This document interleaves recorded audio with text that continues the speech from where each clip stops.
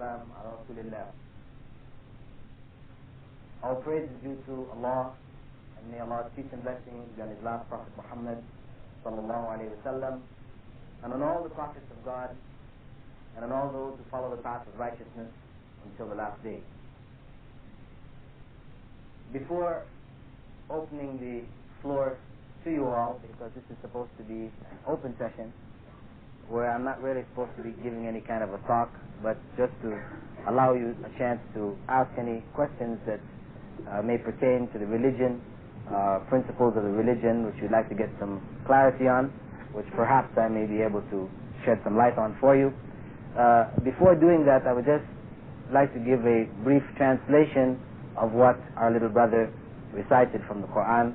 It is from the chapter known as Al-Baqarah, the second chapter of the Quran, referred to in English as the cow, and it is verse 255 from this chapter, in which Allah gives us a description of Himself and gives us a concept which is a universal concept which had always been taught by the prophets.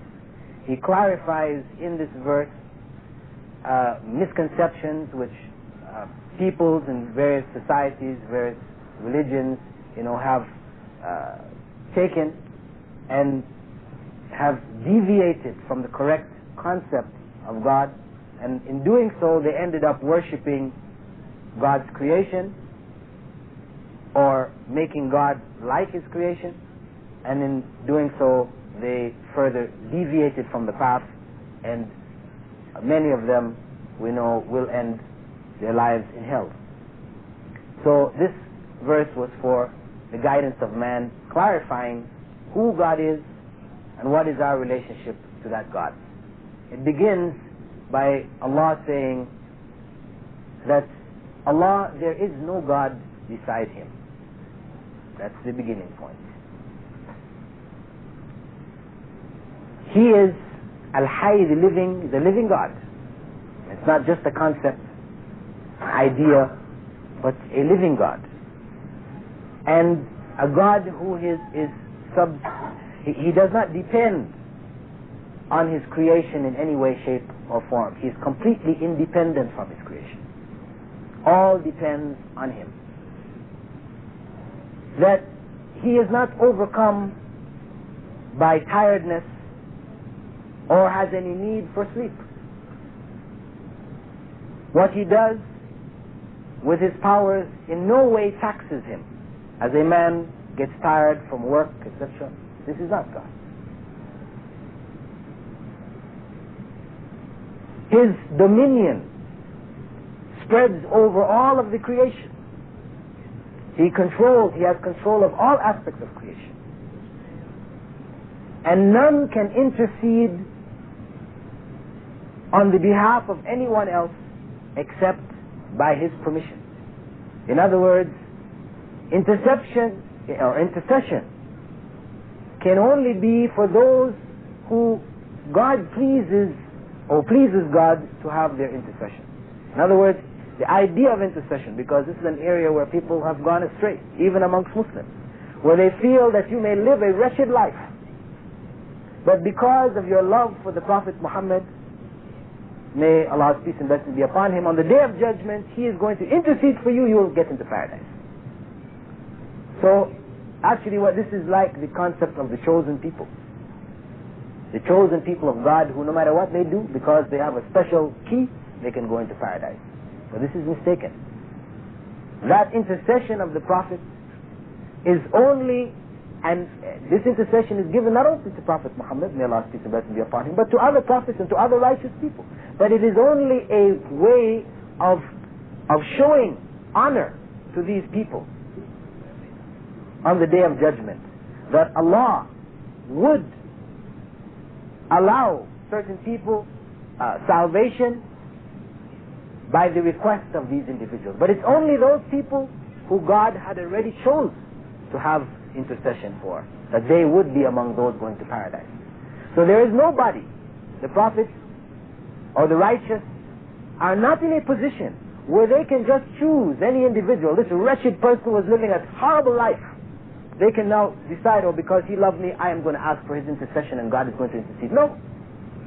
Intercession is only by the will of God.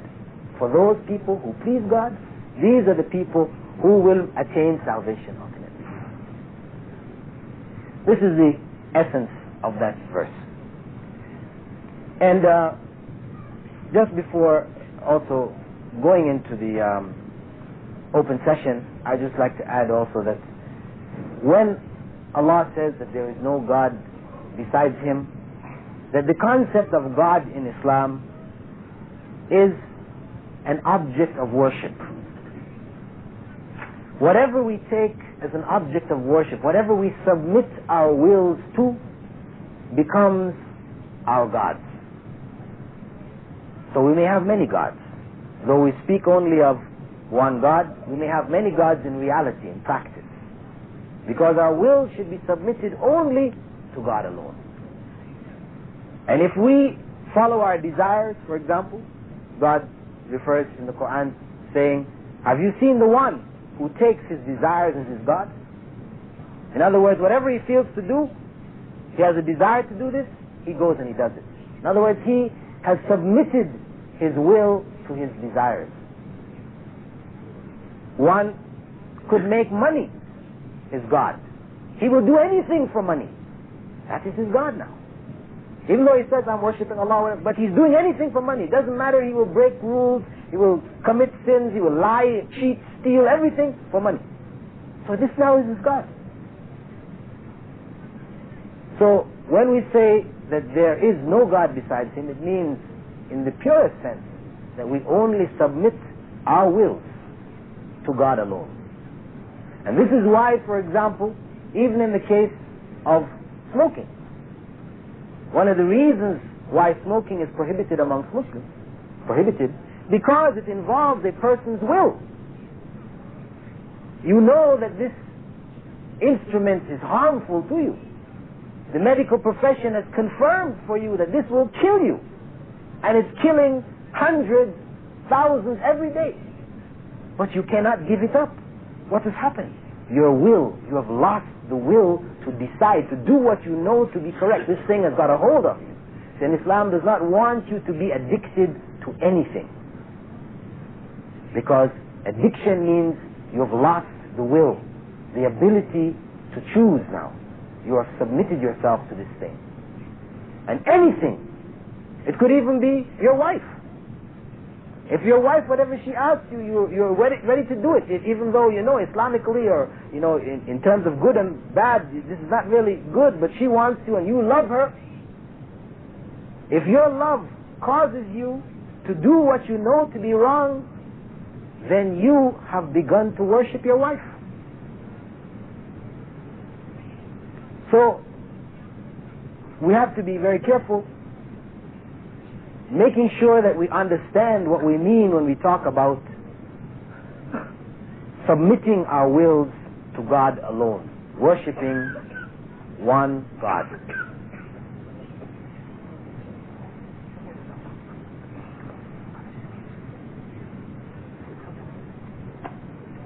Okay, this is, I guess just, so, maybe this is enough, I think. Maybe I don't really need all the way up to this here.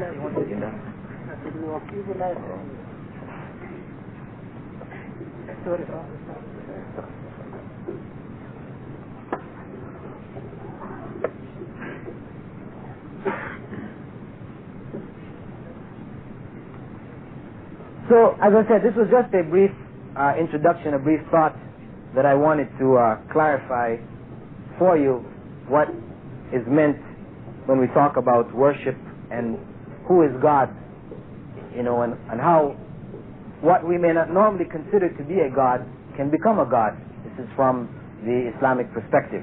And from here now I just want to go on into any questions that you may have, any points you'd like to raise or comments you'd like to make, concerning different aspects of Islam.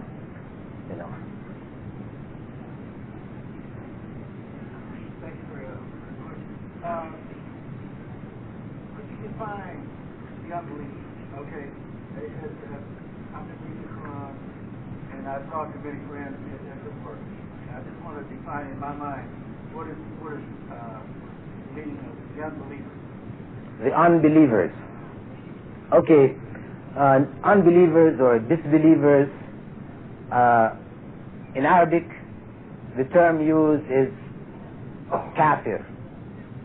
Now, kafir actually means, it comes from ancient, Arabic word, which actually means an individual who hides something. And specifically, this term was used to refer to a farmer. When he would dig a hole in the ground, he would put the seed and he would cover it. This act was called kafar. And the person who does it called a kafir. He is concealing that seed in the ground. And this is the term which has been used to refer to those who do not believe. And what it is in fact saying is that everybody knows in their hearts. However, people will conceal that which they know to be true. And this is also based on a principle found in the Quran, where God says that when He created Adam, He took from Adam all of his descendants, and He made them bear witness that He was their Lord, and they all bore witness. And He went on to explain why He did this, so that no one could come on the day of judgment and stand before God and say, I didn't know anything about God. Nor could anyone blame their state of disbelief on their parents, on their family, on their environment. So everybody has within him knowledge of God. He may conceal it in different ways, either by denying the existence of God altogether, or by conceiving of God, worshipping God within the creation, instead of going beyond that which God has created to the Creator Himself. So the term disbeliever will include not only those who claim there is no God at all, but according to the Quranic context, those who say God is one of three. The Trinitarian concept, this is considered to be a point of disbelief. Or whether they say God is one of two. Zoroastrians believed in a God of good, a God of evil.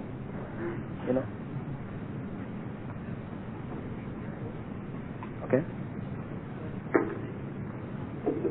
You just mentioned that we're all from Adam, right? That is the case. My Bible tells me, Christianity tells me that salvation is for everyone. Since we're all from Adam, then why is there such competition between Jews and Muslims and Christianity? If we all are from one, from Adam. So that means we're all brothers and sisters. So why is there so much animosity between the different religions? Well, I would say that when Jesus came and called the Jews to the correct understanding of the teachings of God, the majority rejected. So this is the beginning of the animosity. Not only did they reject, but they claimed that Jesus was a bastard. You see, this is. So they accused Jesus further, even of claiming that He was God and a variety of other things, that He was seeking temporal rulership of the people, and a variety of claims were raised by them. They tried to destroy Him because they rejected the truth that He brought. You see, when truth comes, it makes things clear for people who want to know the distinction between truth and falsehood. So when truth comes, there's a separation that takes place. Those who are going to follow the truth, and those who reject the truth. And those who reject the truth, are going they're going to have animosity until they can eradicate those people. See, so that is something inevitable, something which one cannot avoid. I mean, even for a simple thing, for example, I remember back in the States sometime back, when I think it was Anita Bryant took a position against homosexuality. And the whole forces of the society came against her. She was taking a position which is something from the Bible, which is, the society which commits itself as a Christian society, technically speaking, should have been supporting her. Instead, she was destroyed. She was devastated. Because she stood up for the truth. Instead, what you find is much of the church went along with the flow. And I started reading writings by a number of different church leaders, talking about just love. They don't want to deal, because the Old Testament is very clear about how we deal with homosexuals. But now, because you're talking about gay power and gay rights and all this other stuff, this modification took place. And so people started talking about just love. So as long as your love is just, there's no injustice in it, it's all right. This is nonsense. And those who stand up for the truth, now any political leader in America, for him to stand up against homosexuals, that is political suicide. You understand? It's political suicide. But it's the truth. It's the truth. So this is reality, that wherever the truth comes, the forces of evil that do not wish that truth will be opposed. So antagonism is going to be there. After Jesus' time, Muhammad, may Allah's peace and blessings be upon him, upon Jesus, and on all the prophets, came. And he brought the message, bringing people back to that original message, which came from Adam to Abraham to Moses, etc. Those who rejected took a position of enmity. The majority of the people, for example, of the Middle East areas of Syria, Iraq, Egypt, North Africa, these people were mostly Christians. The majority of them, when the message came to them, they accepted it.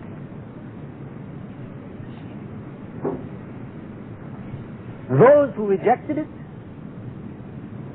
took a stance of enmity, as I said, and that will continue. But it states very clearly in the Quran, for example, that you will find among the Christians those who are closest to the Muslims. Though the Jews, in terms of their beliefs, are closer. See, you have a distinction between knowledge and actual practice. Because if you look at the monotheism which Islam upholds, and you look at what the Jews have in terms of monotheism, it's very close. The difference between the two is very fine. I mean, you really have to look in carefully to understand where the distinction came. Where is there a difference? Yet, the position of the Jews has always been, from the time of the Prophet till today, has always been, with great animosity towards Muslims. Though Muslims have taken them in. In Spain, when Jews were driven out of Europe, where did they go? They went to Spain. And they were protected by the Muslims in Spain. The greatest Jewish writers and scholars, they appeared during that period when they were under protection of Muslims in Spain. From there, when the Muslims were driven out of Spain, they went to North Africa, to Morocco, Algeria, etc. states. So though that animosity is there, the Muslims have always been open, in the sense of allowing them, not, pushing them away, not allowing them to live within their lands, etc., etc. But that animosity, that fundamental animosity is there.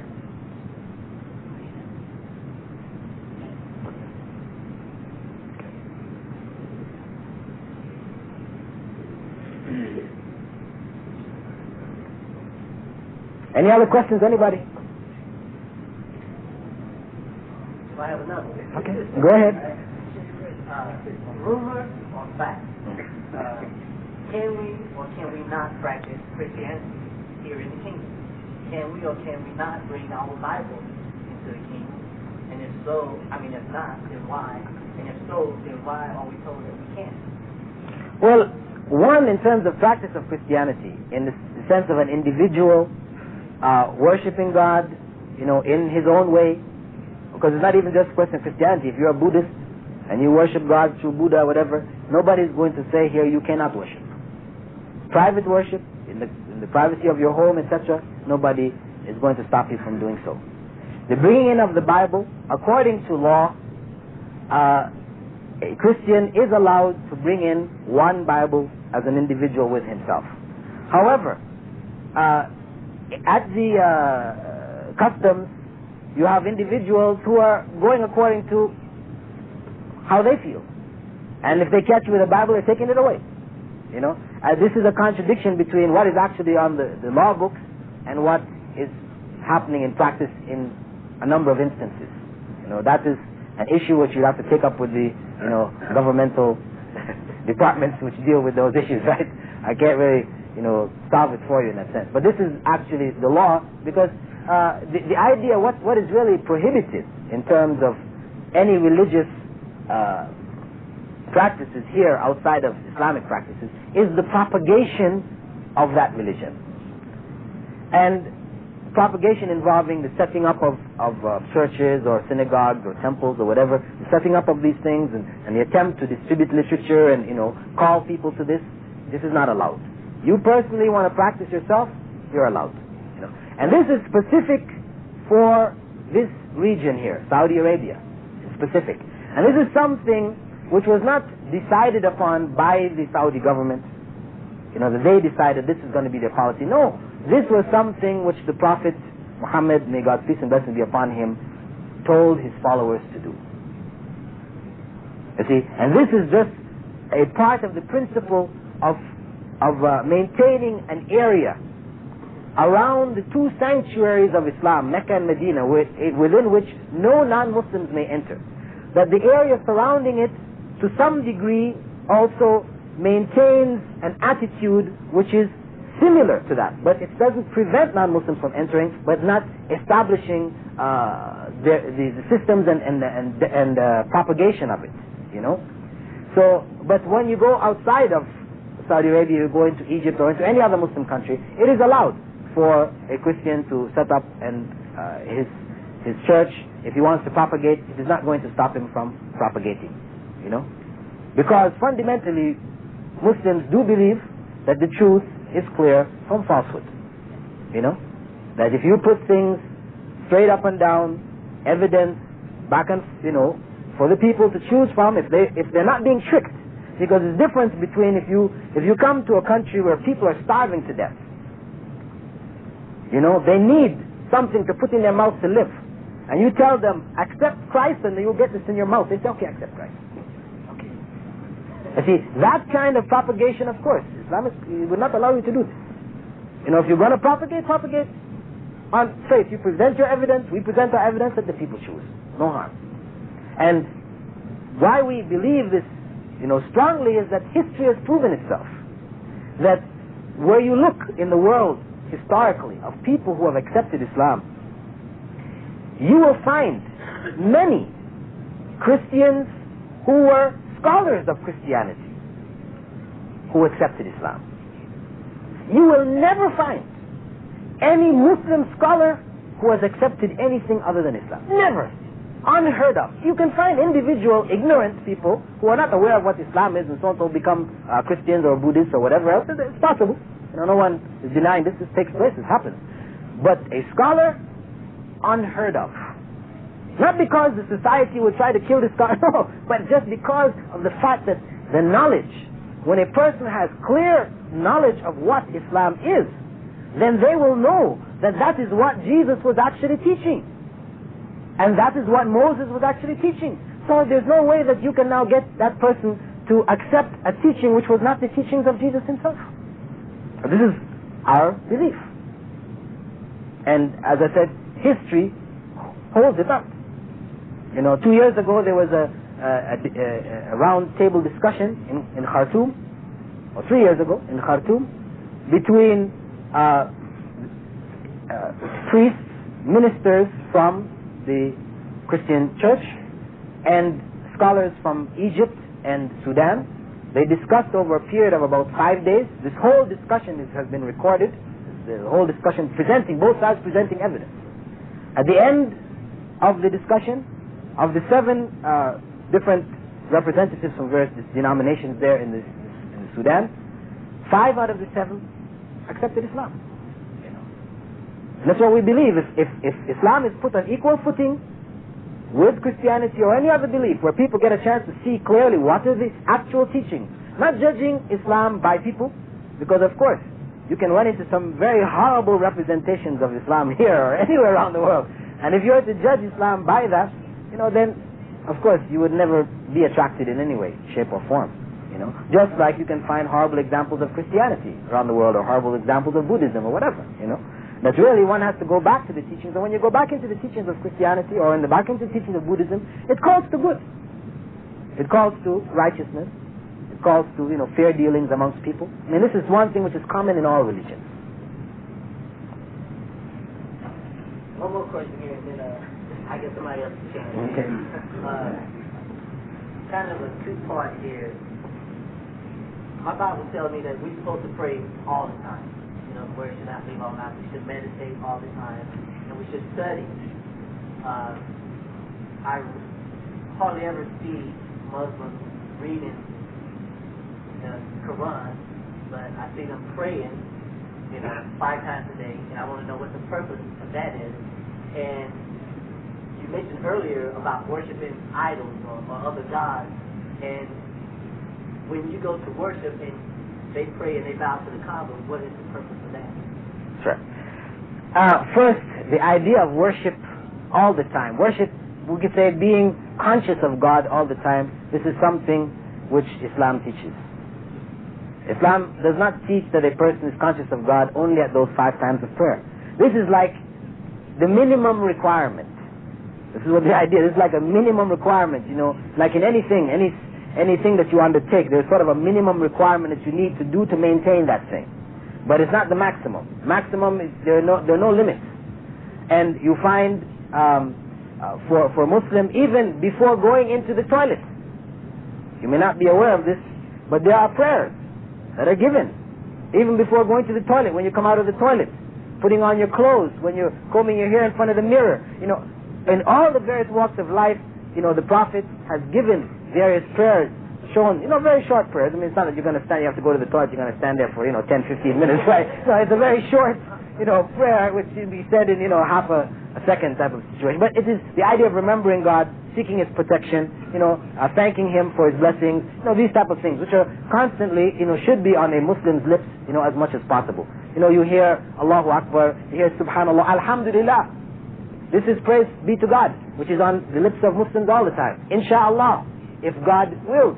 When we talk about anything in the future, we always mention inshallah. Of course, it's been abused to some degree, where people may use inshallah as meaning, probably not, right? But, as it is supposed to be used, it is really saying that, although I plan to do something in the future, I have no control over destiny. That, if it is the will of God, I will do that thing. I will try to do it to the best of my ability, but, ultimately it is with God. So the idea of consciousness of God, remembering God throughout one's day, this is something encouraged in Islam.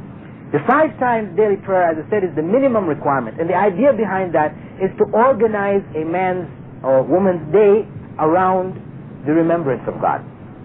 So we get up in the morning, 4:30. Normally people get up in the morning, first time they get up in the morning, getting up to do what? To take your breakfast, prepare yourself to go out and deal with that material world. You want to get the bucks in, so you have to put some food in your system so you can go and work for the man.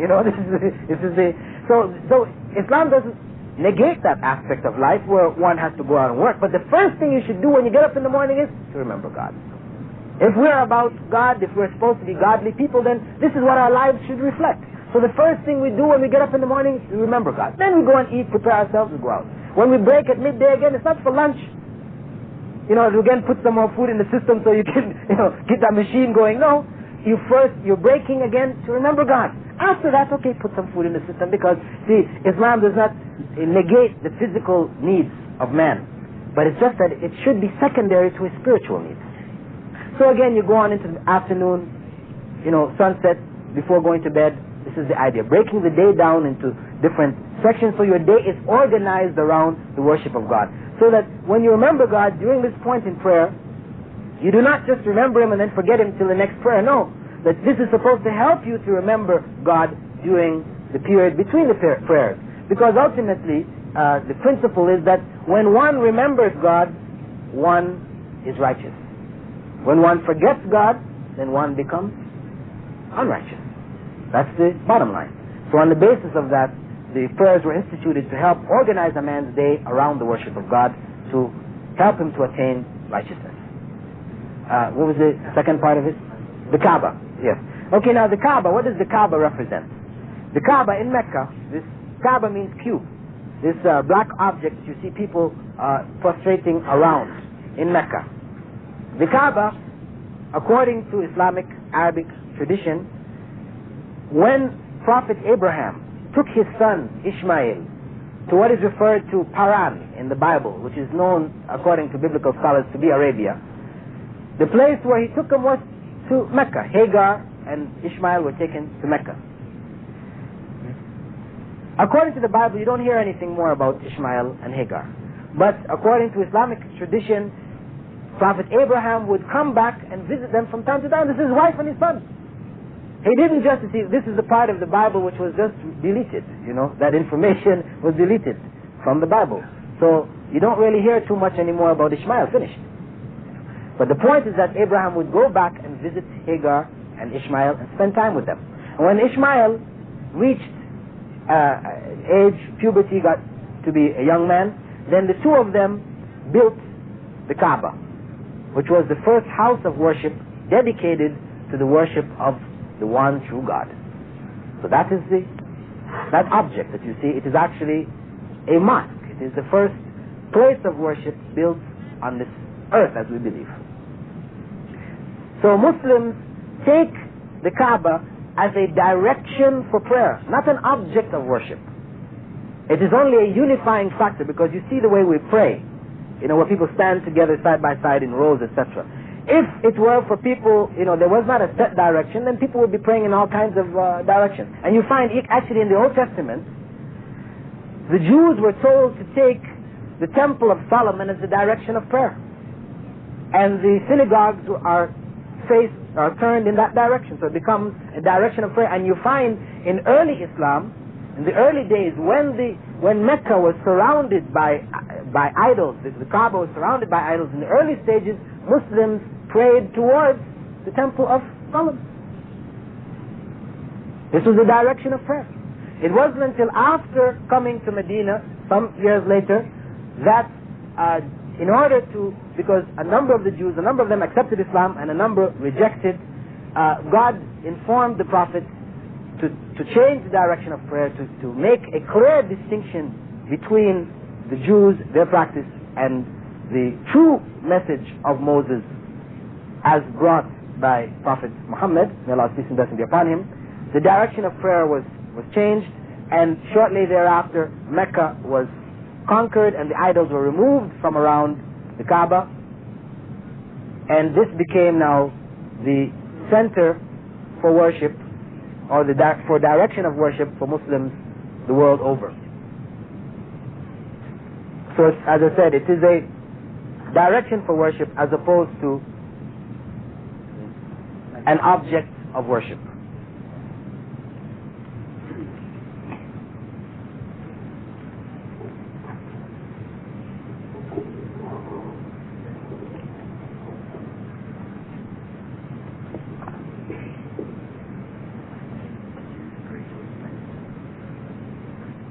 Do you have a reference for it? I don't want to claim it.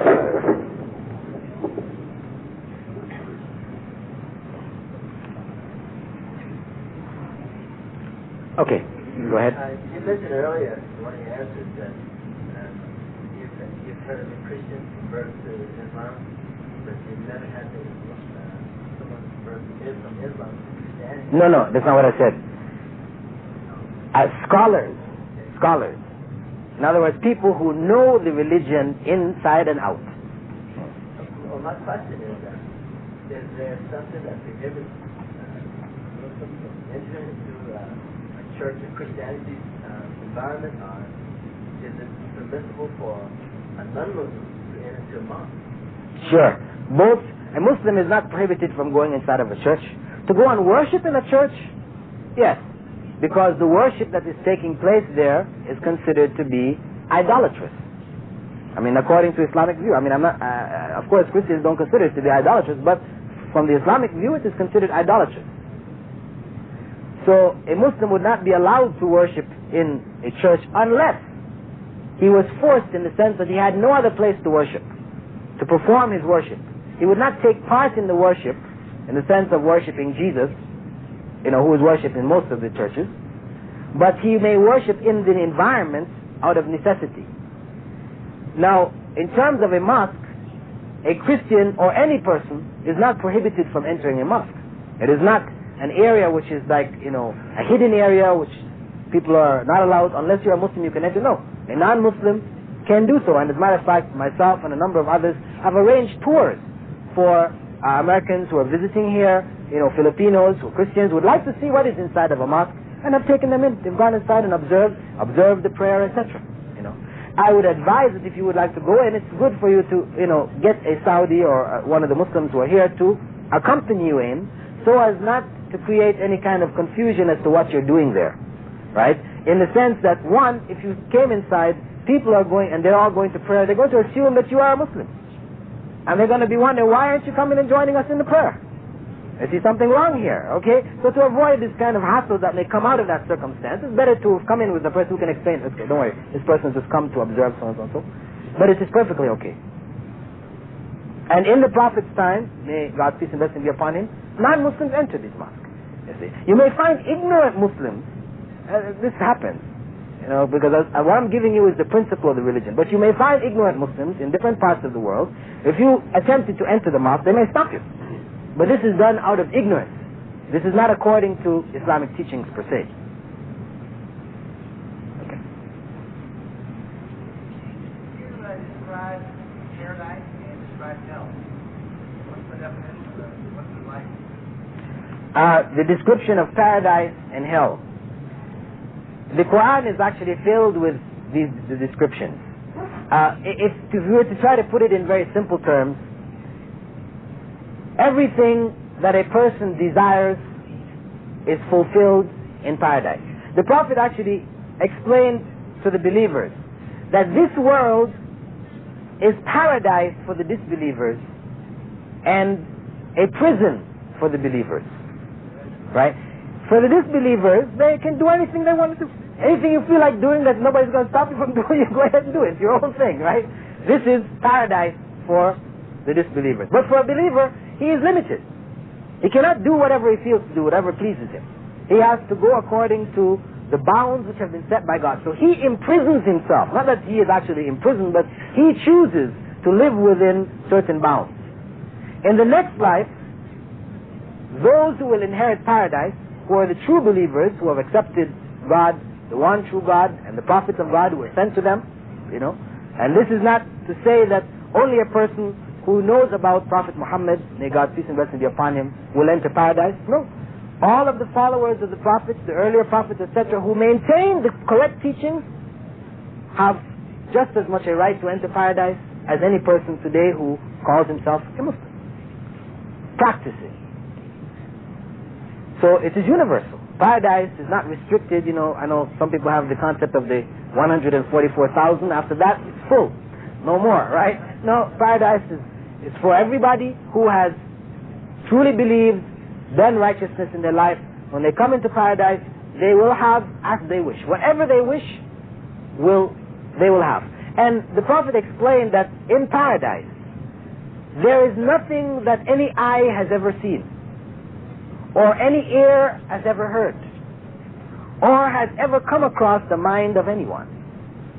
So it is completely different from anything that we are familiar with in this world. However, God, for clarity or to help to bring the concept of paradise closer to the understanding of man, he has described some of the things in paradise in terms of pomegranates and things like this of paradise. But the point is that it's already been clarified that it is not anything like any pomegranate of this world. The trees, as God explains there, the trees, for example, you desire to have something, a fruit from a tree. Here you got to climb up the tree or get something to knock it down. Your desire, the tree's branch brings the fruit to you. It's a whole other program. We're dealing with a whole other system of things. You understand? So, the point ultimately is that we have as we desire. And furthermore, there is a further blessing of paradise, which is that the true believers there will be allowed to see God. No man sees God in this life, as is stated in the Bible as well as in the Quran. No man will see God in this life. However, those who enter paradise will receive the further blessing, or this is the ultimate of also seeing God. In terms of hell, usually it is described in terms of the fire. But in the Quran it is explained that this fire is beyond our conception. I mean, we usually think of fire in terms of you light a match or, whatever means of fire we have, but it is something beyond our perception. In fact, there is even some descriptions of the fire in the Quran which where God refers to the fire as a creature of God, which breathes, which you can hear its breath. I mean, it is something beyond really our conception of really what this creature, this existence is. But it is some place we don't want to be.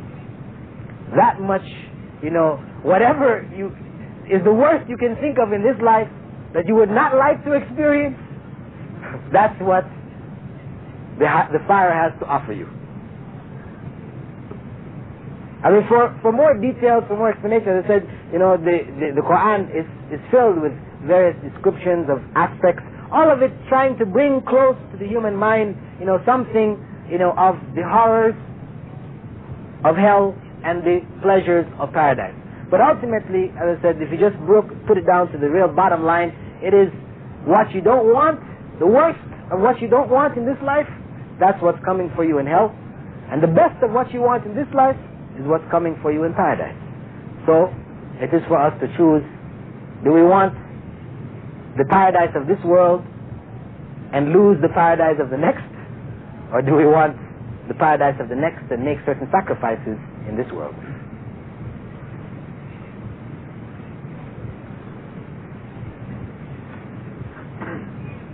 No, it's just asking me to bring the mic closer. Far away. I haven't heard the phrase a lot that Muslims, or should I say, well, here in Saudi, that they treat their women are precious like diamonds, right? If that is so, then why do they have to wear their bias, out in public from head to toe, the veil? Why do they have to walk behind their husbands? Why do most women sit in the back seat? And me personally, I don't think that they're treated fairly or equal, and they're not able to sit at the same restaurant with single people. And me personally, I don't think that they're treated fairly or equal, and they're not able to sit at the same restaurant with single people. I just want to know, is this tradition, cultural, or is it spoken in the Quran, or help me out? All right. Because if she was like a diamond, then she should be treated like that. You got a diamond, and you're going to walk the street. Because you brought the diamond, right? This is your example, right? And I'm just saying that, we know, practically speaking, that if you got a diamond, you don't show it in public, otherwise you're liable to lose your neck or your hand, especially in the big cities late at night, you understand? You protect that diamond, okay? But, having said that, right, the point is that what Islam recognizes is that when men and women get together, man is stronger than woman. There are no women here, so we don't have the women's lib response. But let me clarify, right? Men tend to force or impress themselves on women. This is a natural process which takes place under all circumstances where men and women get together. So, what is the end result of this? The end result is the case which is now in the Navy, of the Navy officers, big-time responsible individuals who had a party, and sent the women running a gauntlet, with the men fondling the women on the way and ripping off their clothes. This is the end result. They did a survey in the army 2 years ago, from the female generals to the lance corporals, and the women in one voice said they're under harassment. They're being harassed. This is reality when men and women are put together. So what Islam says is, for the protection of that woman, it is better for her to be separated from men in general and to be covered. Not that she is the source of evil, because some people might misconstrue it, because there is a tradition where Eve is looked at as the one who caused Adam to eat of the tree, and so, she's like the source of evil, and her childbirth is, pains of childbirth is punishment for the evil that she did, and blame is put on the female. No, because according to Islamic tradition, Adam is responsible. He is the head of the family. He, first and foremost, is responsible. They both erred. But they were taught words of repentance, how to repent. They turned back to God in sincere repentance, and they were forgiven of their sins, so there was no inherited sin carrying on generation for generation. So the principle behind the covering of the woman is not because she is a source of evil, and if we don't cover her up, she's going to create corruption in the society. No, it is for her protection, so that when a man deals with a woman, for example in North America, where women, they're not, Muslim women not covering their face mostly, they're covering everything except for their face, right, and hands. When a male deals with such a woman, they deal with her in respect. I've talked to many Americans who became Muslims and changed their dress, started to dress like what are nuns, the old-time nuns of the old orders. I know modern-day nuns, they're wearing miniskirts and, everything else, right? There's been some modification which has taken place. But you have still some nuns who maintain the dress of the ancient orders, etc. And you look at that dress, you look at the Muslim dress, same thing. So now, when these women who are normally wearing the miniskirts and everything else, when they became Muslims and they now cover themselves, they found respect that they didn't have before. Men were getting out of their seats in the buses so they could sit down, giving them their way and so on. There was a difference in treatment, a major difference in treatment. This is real. And if you have to deal with a woman and you're dealing just, you can see her face, you're just talking with her, it's different from you're talking with her and you can see everything else. Your eyes, you're trying to talk to her, but your eyes, this is reality. We don't. I'm not saying everybody, because of course we can say, so we have somebody who stands and says, well, no, I never do it, Okay, we have exceptions. But generally speaking, this is what happens. And we can see practically a direct relationship between the increase in incidents of harassment and rape in the West and the unclothing of the female. This is something which no one can deny. The number of cases, according to last year's report, crossed the 100,000 mark of reported rapes. And they said the number which is likely, which the unreported number, is probably 7 to 10 times that amount. And this is on the constant increase, year by year, and it coincides with the taking off of the woman's clothes, with the selling of your car by, putting somebody in a bathing suit lying on the top. You want to buy a razor for shaving yourself, it's got to have a woman's hand holding onto your hand, telling you like you get this razor, now you've got that woman who's holding, and everything is sold. The woman becomes an object, a sex object who is used to sell the products of the society. She is and we look at the man. Look at the man, 1900s, look at the man today. He's wearing the same clothes. He is the one in charge. And he is the one unclothing the female. And he is the one harassing the female. So, we say, the Islamic view is that we should protect the female. She is weaker than the male, along with the children, so they need to be protected. They're the ones who suffer, ultimately, when women are mixing with men freely. So, this society, what it does is it sets up institutions to ensure that women do attain education, etc., but separate and equal institutions. So, you can study from kindergarten to PhD as a female within a female set of institutions. You're taught by females, you deal with females. You have female branches of the banks where you go, you only deal with females. Men are prohibited from going in there. Does that mean a man is a second-class citizen? He can't go in. There's a person, he can't go in there. No. It's just, this is for the benefit of the society. So if you find a situation where a woman is not allowed to go here, like you have video shop tape shops. They have a sign there, women are not allowed in. This is because these shops are very small. People tend to be crowded in there. When a woman comes in there, you ask women who have to travel the subway in New York City, rush hour, what are their experiences? Well, women in the close circumstance, even in Thailand, for example, what they decided to do was to have separate buses for the women and separate buses for the men. Because the women were under attack.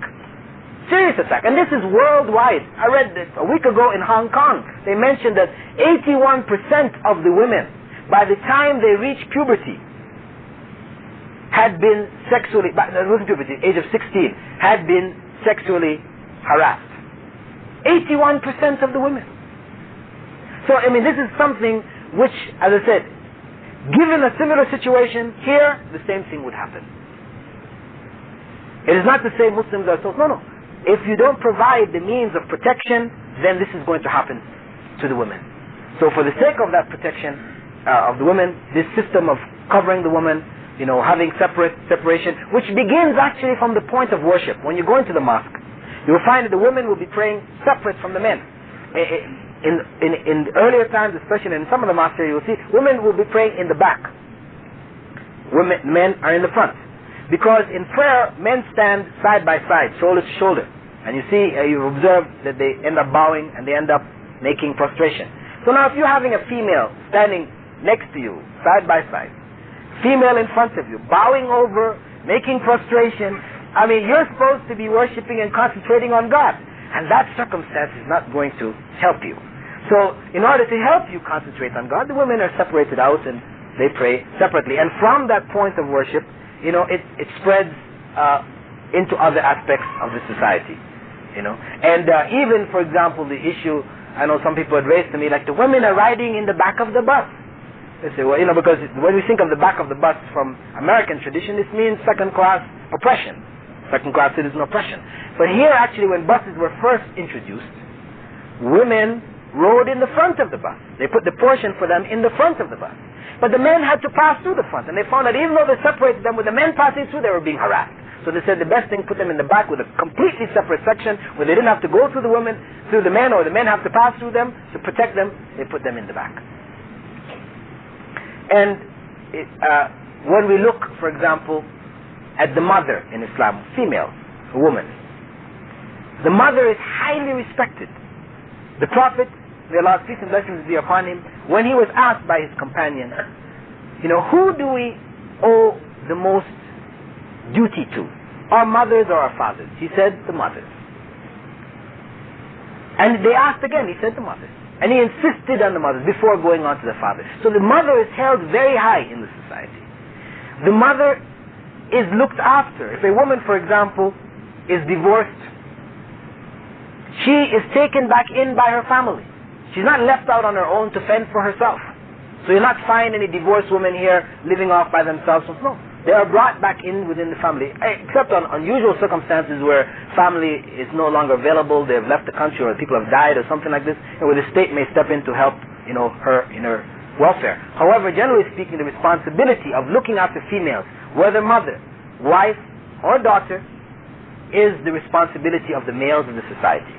A woman, for her to get married, she should have a guardian. A guardian to look out for her welfare, not to decide for her who she should marry. I want you to marry this person. No, but to look out for her welfare. I would suggest that this person is good. You check this person out. If you don't like him, it's your choice. But if you want to marry so-and-so and I've checked him out and found him to be a dangerous individual, please, don't marry him. So a guardian is there so that when men and women get together, because it's very easy, for a man to impress a woman.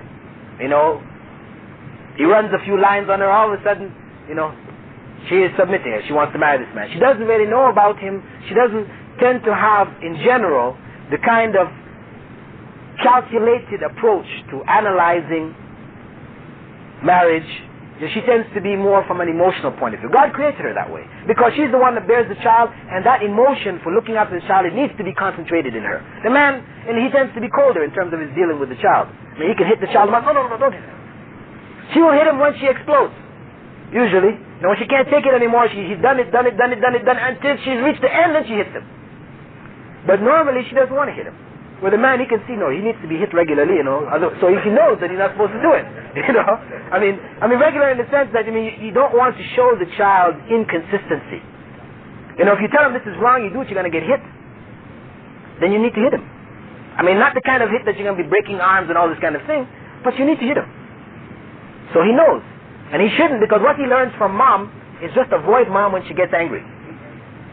He's not really learning discipline in that sense. He's learning avoid mom when you see she's ready to explode, then get out of Dodge, right? Go someplace else. Whereas systematic dealing with the child, when the child does wrong, you deal with them the same way each time. This tends to come from the man. The woman tends to be more compassionate and more emotional. So because of that, it tends to impair judgment. So this is why the system of guardianship is there for any female. And when she travels abroad, also a male, one of her male close relatives should be with her for her protection. When she goes on Hajj even, because we say, okay, well, Hajj is the place people are going, Hajj, the pilgrimage, once a year to Mecca. People are going there for the worship of God. Why would she need a guardian there? As I said, human beings are human beings. You have people, no matter what they know to be right, who are bent on committing wrong. So when a woman is there in a situation where there are a lot of men, a lot of women there, but she has nobody there to protect her, she may get harmed. So Islam institutes that even for her to go and make that pilgrimage, she should have a male relative, husband, close relative along with her for her protection. Okay. I briefly went through the paper today, and I saw an article about what's the difference between an angel and a jinn, or are they one and the same?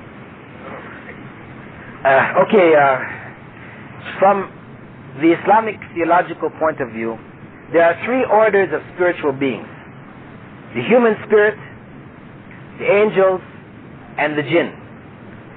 Now, the human being has a choice between good and evil. As a spiritual being, he also has a physical aspect that we see. We're a mixture of both physical and spiritual. The angel is a being, spiritual being, who cannot disobey the commandments of God. He has no choice.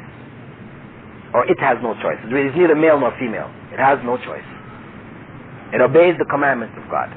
Carries revelation, does, Gabriel, etc. Although we tend to use the term he and so on, so the angels, in terms, actually strict Islamic terms, they are neither male nor female.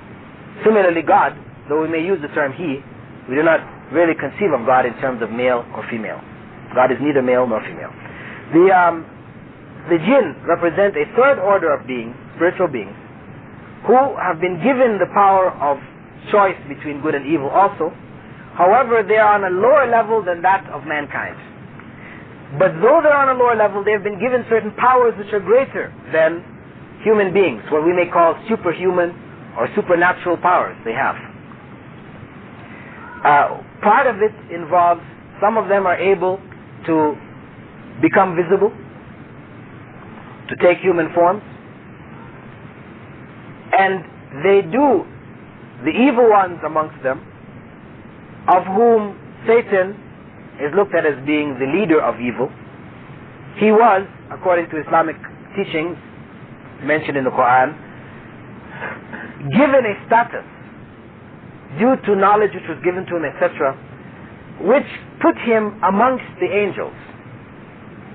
After God created Adam, because the jinn and the angels were created before Adam, mankind, they were told to bow before Adam in recognition of his superiority. The angels, as recorded in the Quran, all bowed, and Satan refused. At that point, he became cursed. He was sent away from the mercy of God, and he became a source of evil down through the generations.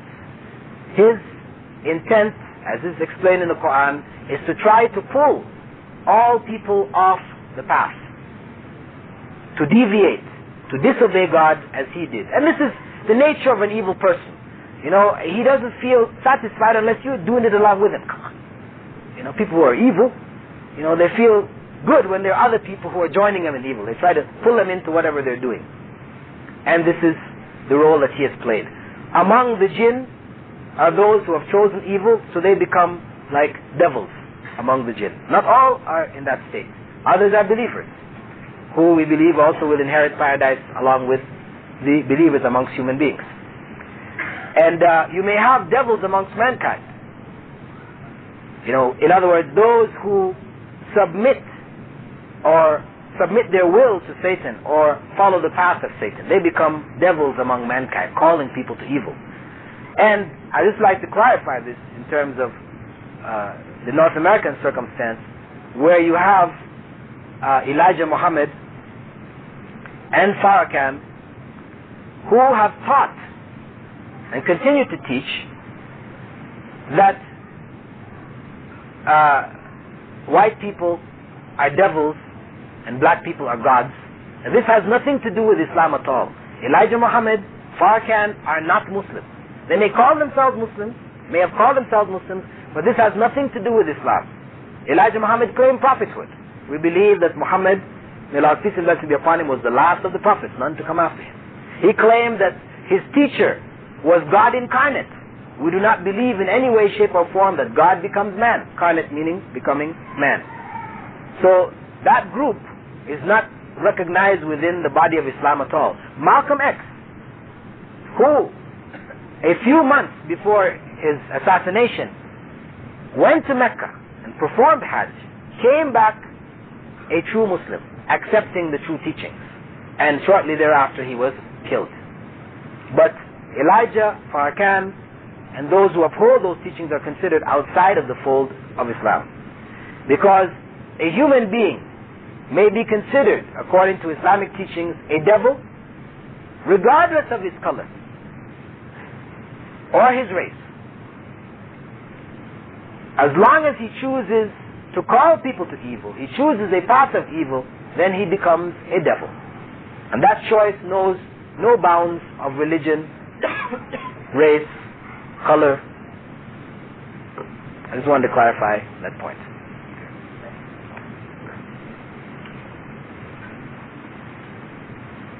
Every time I say to my brother Arabs that I'm a Muslim, sometimes they ask, how long you been Muslim? Is there a difference between the new Muslim and the old Muslim? Okay. Come on. Okay. There is a tendency of the people here, because the majority of people here who are Muslims are Arabs, right? When they meet somebody who is not an Arab who says they're Muslim, they tend to assume that they probably converted to Islam. I mean, this is just a natural assumption that they make. Of course, old or new really has no value in Islam. A new Muslim may be far superior to a quote-unquote old Muslim. I mean, what makes a distinction, as explained in the Quran, is piety. The one who fears God the most is the one who is better.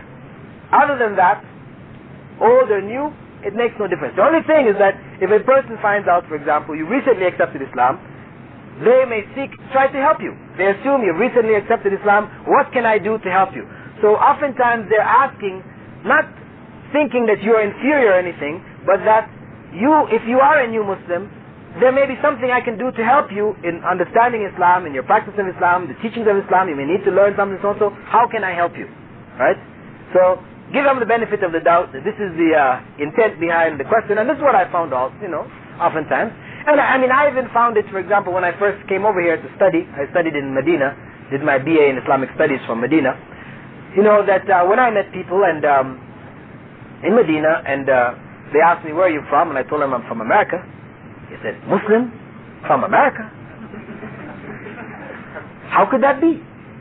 I mean, it's just something was sort of inconceivable on their part. How could you be a Muslim from America?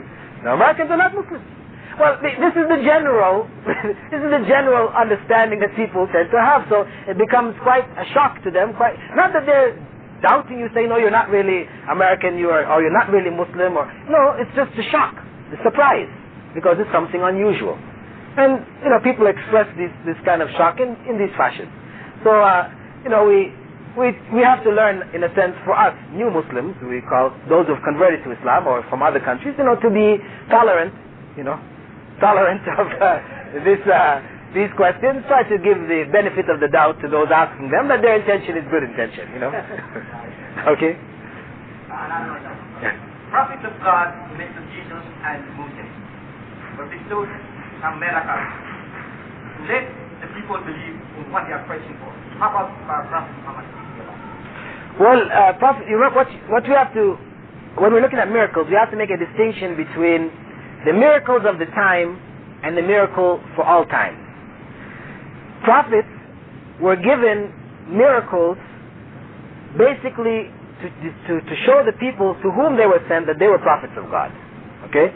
That you said this is basic principle. And this is how we understand, for example, the virgin birth of Christ. That this was a miracle of God.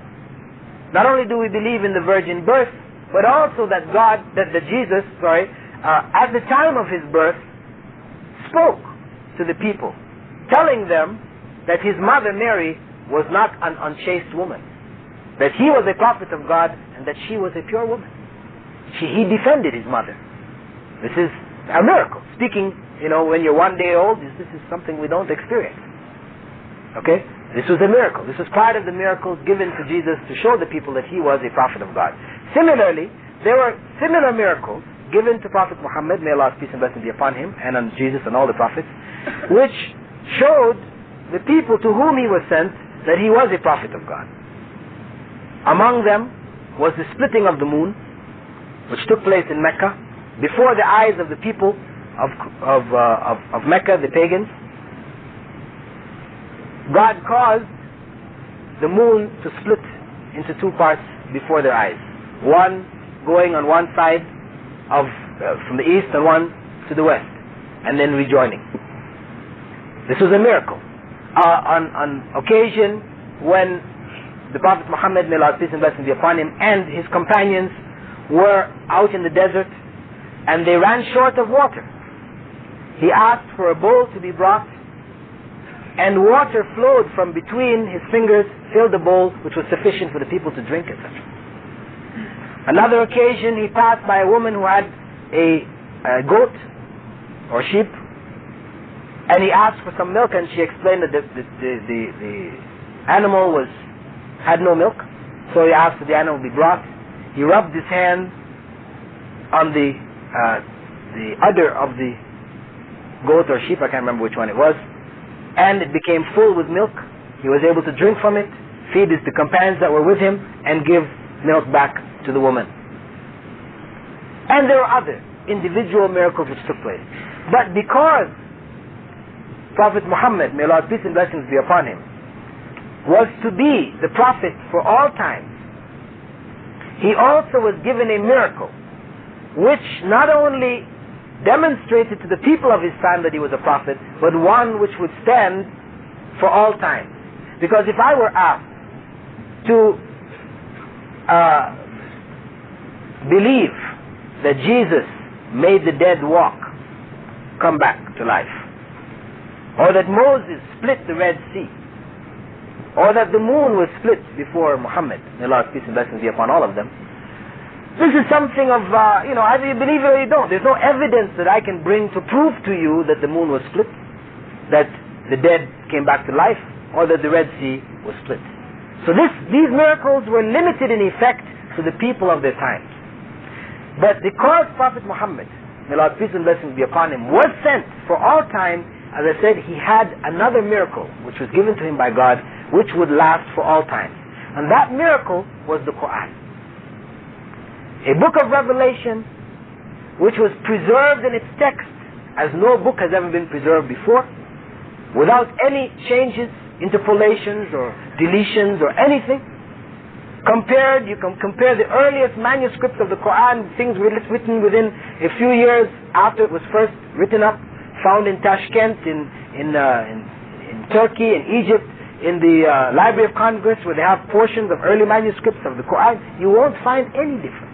There's only one Arabic Quran. And the Quran had in it a challenge, that whoever does not believe that this is a book from God should produce one chapter like it. And The smallest chapter in the Quran is 3 verses in the end of the Quran. So we're not talking about something which is really major, something which is quite small. This challenge was never met. And believe me, there was need to meet the challenge, because sometimes you can make a challenge which nobody is going to meet. You know, Elijah had made this claim also. Elijah said at one point, I dare any white man to prove to me that he is not a devil. And no white American got up to prove that he wasn't a devil. So he said, there's the evidence. They are devils. This was a claim which was so ridiculous, it was not necessary for anybody to get up to prove that claim. However, in the case of the claim that the Quran was inimitable, could not be imitated by anyone, there was a need to meet this challenge. Because from when the Prophet Muhammad, may Allah's peace and blessings be upon him, came with the message of Islam, calling people to the belief in the one God again, without any intermediaries, his call challenged the whole existence of Meccan Arabian society at the time, specifically for the Meccans. Because Mecca was the center not only of idolatry for Arabia, it was the center of commerce. People coming for pilgrimage would bring goods, and they were exchanged. Also goods traveling from the south, from Yemen up to the north, would pass through there. They were the middlemen of trade in Arabia, and they were living very well, very comfortably, quite rich. So when you are now saying to destroy all of these idols, you are threatening the whole economics of that society. So they wanted to stop him, and they tried. They tried first by talking to him, talking to his uncle, getting him to try to talk to him, to get him to stop it. Finally, they got together and they said, listen, Muhammad, if you want wealth, we will gather a portion of all of our wealth and make you the richest man in Mecca. If it's women you want, we'll get the most beautiful of our women, you can have them. They offered him whatever they thought of this temporal world could attract a man, to get him to give up such a mission. They offered it to him, and he refused. After that, they boycotted himself and his family, the tribe that he belonged to, the tribe of Hashim. They were boycotted for over 2 years. Boycotted, they tried to starve them to death. The Muslims, the early Muslims and his family there, they began to eat, leaves of trees, eating insects, to try to stay alive. But eventually, the boycott was lifted. They were not able to stop the Prophet from his mission. In the end, they felt the only thing left was to kill him. And what they did, in order to try to protect themselves, they took individuals from each of the major tribes. They said, we'll get one young man from each of our tribes, and they would together go and kill him together, share in his killing. Because if one from one tribe killed him, then his tribe, Hashim, would be at war with this tribe until God knows when. So, to avoid ending up in a tribal warfare, they said, okay, if we all take part, then the tribe of Hashim could not fight us all. So they made this plot, this plan. They attempted to put it into practice. God informed the Prophet that it was time to leave Mecca. He left before they were able to implement it. He had been invited by people of Medina to come there, but he did not leave Mecca until God gave him the command to go. He went there, and after he got there, the Meccans were not satisfied. They sent their armies from Mecca to Medina to try to kill him, to stop him, stop this thing from spreading. They eventually were defeated. Mecca was taken, the whole of Arabia was taken. If, instead of going through all those changes, losing all the lives in the battles which took place between Muslims and the pagans, all they had to do was to produce these 3 verses, surely, to prove that this was false that he brought, they would have done so. And they tried. Their explanation, because again, when a person doesn't want to see the truth, even if you put it in front of him in bold writing, he's going to read it differently. Right? So what they said, Muhammad is a magician. His Quran is magic. So whenever you hear him reciting, put your fingers in your ears to protect yourself. And this is what they did. But it didn't stop ultimately the spread of Islam. And this is the fundamental miracle of the Quran, that it is a literary miracle. It has within it a quality which makes it possible to be memorized, all of it, from cover to cover. Its total length, though when you see it in the Arabic English translation, it's looking kind of thick, like a pretty big book. But if you take out all the English, it drops down to the size of the New Testament. You just took the New Testament out of the Bible, it's about the same size. You have Muslims, hundreds of thousands of Muslims, through the ages have memorized the Quran from cover to cover. This little boy who read from the Quran from his memory is involved in a program in a Quranic school which will teach him by the time he graduates, he will have memorized the whole Quran from cover to cover. And it's not something which is particular to people here. I have a good friend from Philadelphia who was studying with me in Mecca. He brought his young son with him who was 11 years old. And he put him in a Quranic school while studying in regular school. And after 3 years' time, he had memorized the whole Quran from cover to cover. So it is something which is attainable by anyone who puts their mind to it. You have people, for example, like Hassan Turabi, who is a Islamic figure in Mecca. I remember meeting him, and he telling me that in his 30s, mid-30s, when he had been imprisoned, he had time, and he sat down and memorized, in a course of 2 years, memorized the whole Quran from cover to cover. So it's not even limited by age. You know, if a person sets their mind to it, God has put in the Quran a quality which allows it to be memorized very easily. What I'm saying is that if you go around the world and try to find a Christian who has memorized the whole New Testament, you're not going to find that. I'm not saying that you may not find some individuals who have what they would call a photographic mind, photographic memory. They open any book, flip through the pages, and they can repeat for you whatever is on the pages. That is something which is exceptional. These hundreds of thousands who are memorized in the Quran, these are not people who have this special quality. This is anybody who puts their mind to it can do it. This is a way, one of the ways in which the Quran was preserved. So not only was it preserved in its written form, but it's also preserved in the hearts of the believers. And furthermore, God has put in the Quran certain scientific facts which have only been revealed, with modern science. As time passes, man, with his modern science, is able to understand some of the verses of the Quran in a way which could not possibly have been understood before. Descriptions of the development, the stages of the embryo are so minute. One of the leading embryologists in the world, Dr. Keith Moore, whose books on embryology are studied in many of the universities around the world. He had written, when he had given a history of the study of embryology, and he gave the example, the medieval concept of what the sperm was. It had a little man inside of the sperm. This is how they thought the sperm looked like. And he had talked, about it was only until modern times that they were able to understand the actual structure and evolution and development of the embryo. He was invited to a conference and given some verses from the Quran which describe the stages through which the human being evolves, and asked to give his comments as an embryologist.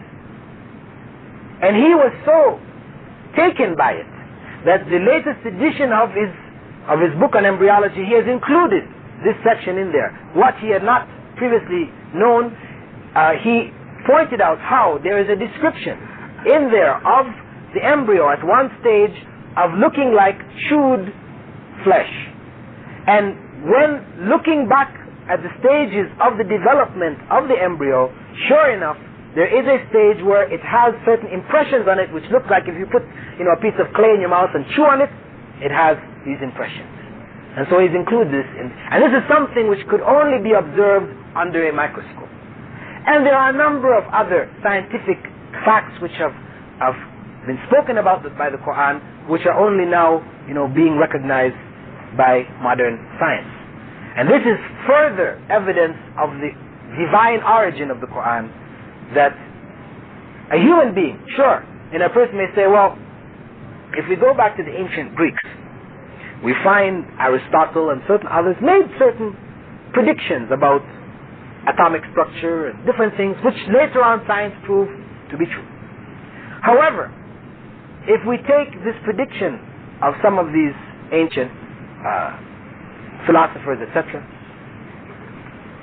and we add to it the number of other statements that they made which are totally incorrect and proven totally false, we find that the incorrect statements far outweigh the few guesses which turned out to be true.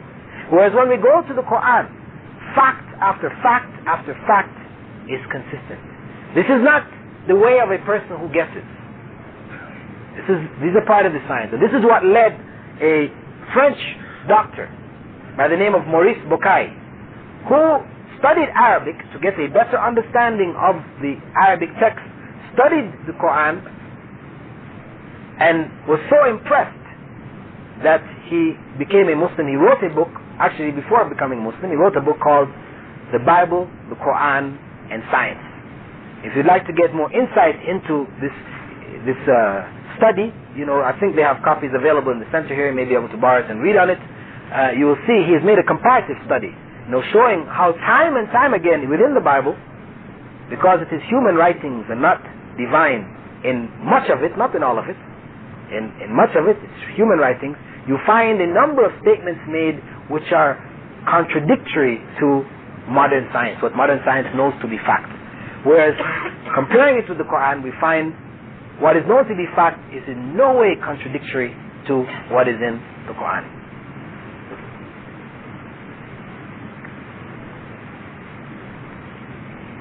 Any other questions or comments? Sir, we have discussed before about this woman. A Muslim is allowed to marry more than 4 wives. No. A maximum. Not Yes. more than 4 wives. A maximum of 4, yes. If I am physically, financially, or any other qualification I make, I ask my first wife that I'm going to marry the girl of my choice and she refuses. And I still marry that girl without the consent of my first wife? Yes. You do not have to ask the consent of your first wife. This is a right given to you by God for the benefit of the society. However, discussing it with your first wife, bringing her to understand it and, to be able to accept it is better for the harmony of your relationship. Otherwise you might be marrying a second wife and ending up being murdered in the bed of your first wife, right? Okay? So, for harmony's sake, it is better to discuss and, and come to some mutual agreements, before undertaking that. But you really do not have to seek her permission. It is your right as long as you're able to fulfill those requirements, of financial, being able to maintain her on the same level as you maintain your first wife, and fulfill all of the responsibilities without neglecting your first wife. Just reminding our brothers, worrying about prayers and truth is mainly about our now. We should relax and Okay? Brother, like just clarify, because as we know that there are numbers of religions nowadays evolving, and there are many denominations, even that in Christian there are so many. So would you shed light if there is a major point wherein a person can determine that he is really following the right thing that he is practicing? Well, I mean, how can a person, a Christian or a Buddhist or a Hindu, determine that he is on the right way or he is not? Well, I would say that, one, for a person to determine the right path, he or she has to approach research with an open mind. Because if we are to approach it from an emotional point of view, then we are going to look at everything else critically and we will not get to the truth. We were born into circumstances which were not of our choosing. We did not choose to be born in whatever families we were born in, following whatever religion we were following. This was the destiny of God. But when we come to finding the religion of God and worshipping God, we have to be certain that the way that we're following is in fact the correct way. So we have to approach it with the intelligence which God has given us. We have to open our minds up and look at the evidence presented by each of the religions. Because they all can't be right. Because they all claim that each one is the only one. You see, if they all said, it's okay, no matter what you follow, everything's right, then there's no problem. We could just go along with whatever we found ourselves in. But each one says, our way is the only way. So now if each is saying our way is the only way, it is not possible that they all could be right. There has to be right and wrong. So then we have to go now in and look at what are the basic concepts. And the starting point really is God. We need to go to see who is God in the different religions. How is God described? Our intelligence will tell us, ultimately, when we see the explanations given in the different religions, our intelligence will tell us what is God and what is not God. A Hindu who thinks, when you bring him to the reality of what he worships, the main object of worship, Shiva, is represented by what is called in the Hindi language